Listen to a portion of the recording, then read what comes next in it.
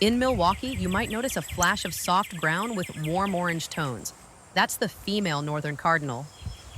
Unlike the fiery red males, she's more subtle, but just as striking, with a sharp crest and a bright orange beak.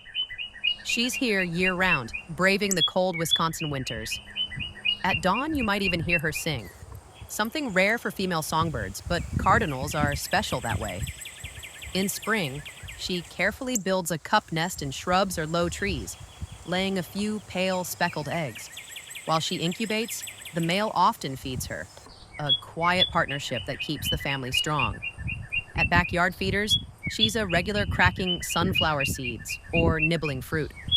So next time you see a soft brown bird with a crown, don't overlook her. The female cardinal is a symbol of resilience, beauty, and song, right here in Milwaukee.